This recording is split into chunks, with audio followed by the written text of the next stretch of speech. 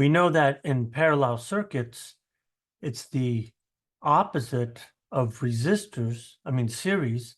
And we know that for series, we expect that they have the same current, the same voltage, but different currents.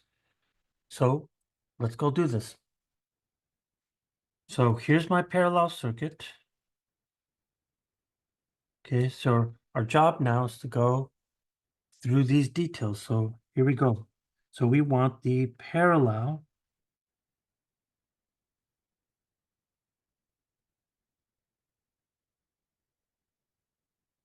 voltages.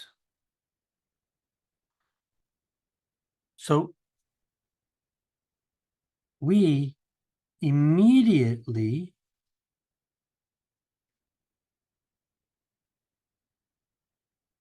know all the voltages because there are only two nodes, which really means that there's one voltage.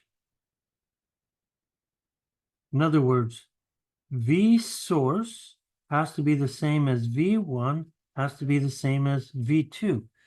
Now, if we just look at this thing, it looks like this. So when I look at this thing, I could see that there are two nodes. There's my red node, and then there's my black node. So the common thing to do is to call the black node the ground, and so therefore this guy has to be 8 volts up at the top. So if I calculate the voltage of any of these resistors, let's say V1, that voltage must be 8 minus 0, which is 8 volts.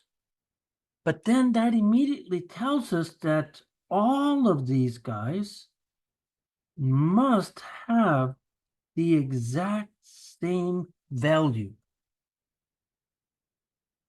So now we have all the voltages. Now let's go to parallel currents.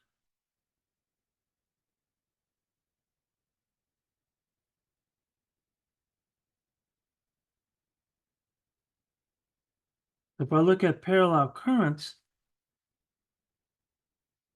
just like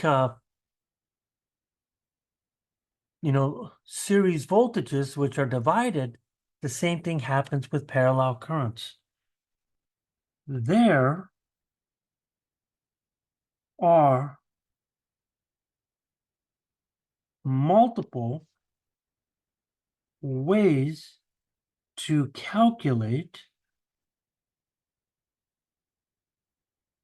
the currents. And we have three currents. We have the current of the source, the current of the resistor 1 and 2. So let's look at these two methods here. Once again, as I said before, always do what you feel most comfortable with. So what I'm going to do is that since we know the voltages, we can immediately use Ohm's law. I think this is by far the easiest way, since we know all the voltages, use Ohm's law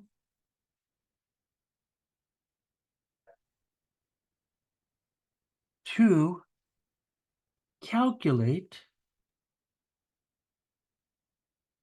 the currents.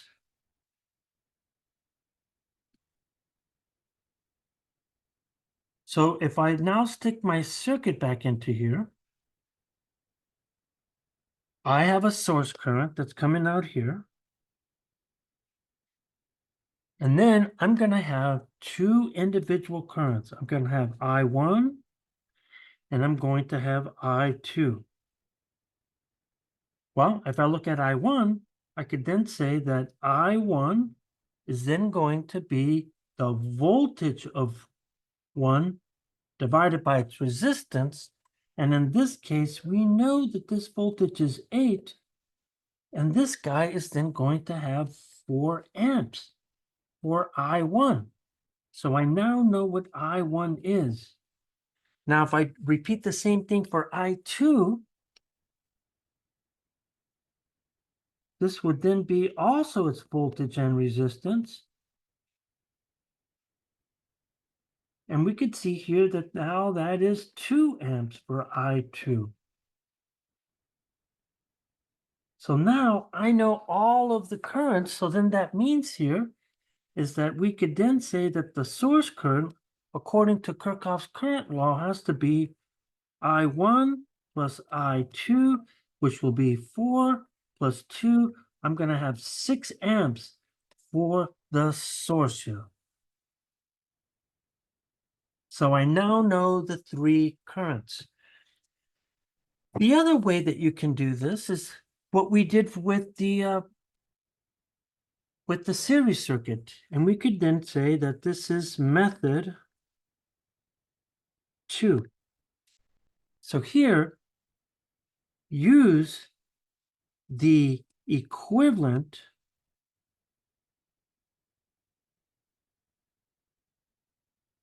parallel resistance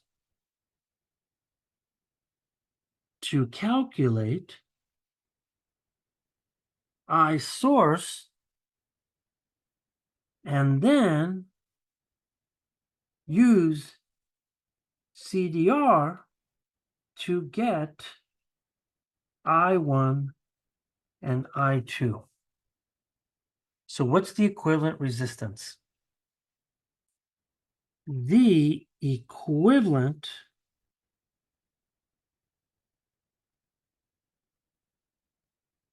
parallel resistance is then going to be 1 over R parallel is then the sum of the individual resistors.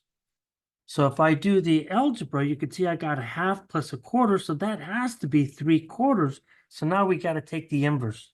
So if I take the inverse of this, I'm going to have R parallel, which will then be 4/3 ohm, or I could write this as 1.33 ohms.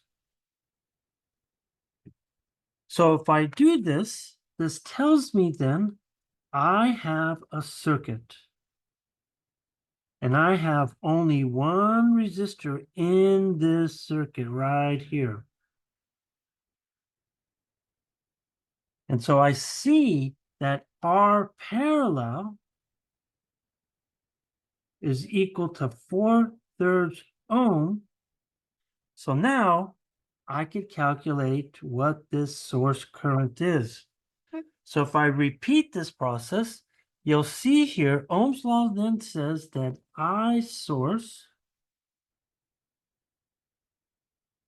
is then going to be the source voltage divided by R parallel, which will then give me 8 volts divided by 4/3 gives me 6 amps. So now I have all of the current. Oh, excuse me, I have the source current. So now we're just going to apply CDR.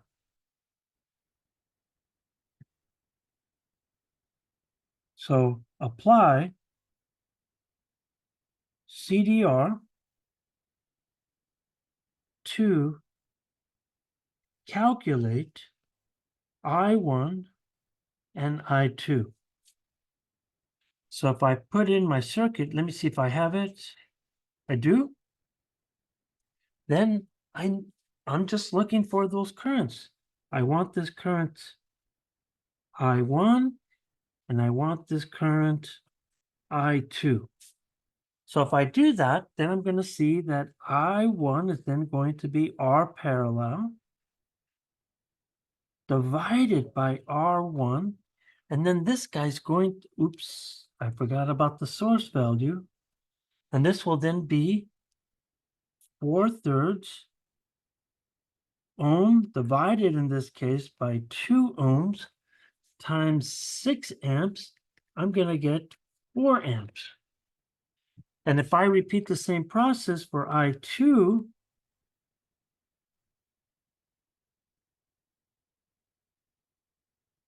I'm going to get 4/3 divided by 4 ohms in each situation times 6 amps, and I'm going to get 2 amps. And you could see that I get the same values that I did before. But clearly, it's easier if you already know the voltages to calculate the current, because we could use just Ohm's law. Now, I want to repeat the same process as we did with series for the powers. So if I look at my powers, so now we're going to talk about parallel powers.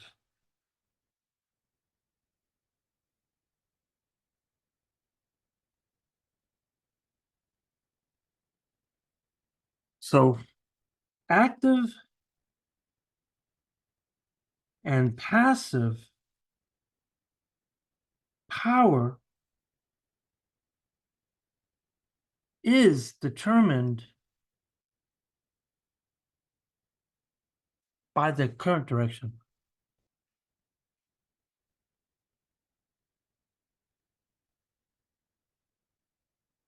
So let's look at this. So I have my circuit, and here's what I'm seeing. What I'm seeing here is that you're seeing this current enter what? This positive terminal. You're seeing this green current doing what? Entering this positive terminal. But when I look at my current source, you see that the current source is entering the negative. So very analogous to what we said before, we said that current,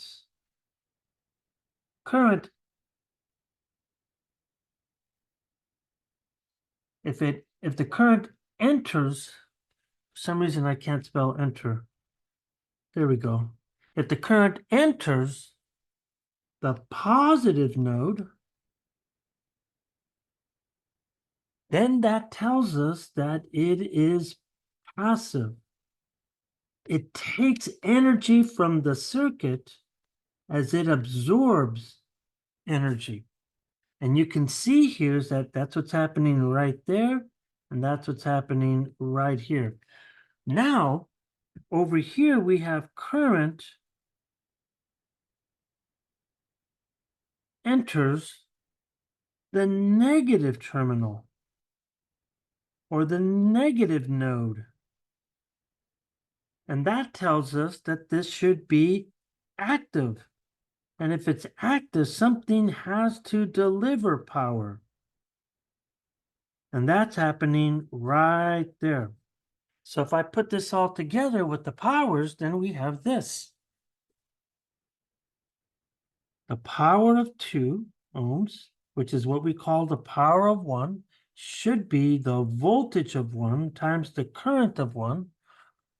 But we know that the voltage is always the same. So in this case, it's going to be, the current is going to be 4 amps. By the way, I forgot to put a positive sign here. And so therefore, this is then going to equal a positive 32 watts. And this is a passive. And note, I'm just going to repeat this a couple more times here. So let's just do this here. I'm going to do this right here. And if I put this guy in here, then I'm just going to repeat the process. So here, we don't have these values right in here. Right? We don't have these.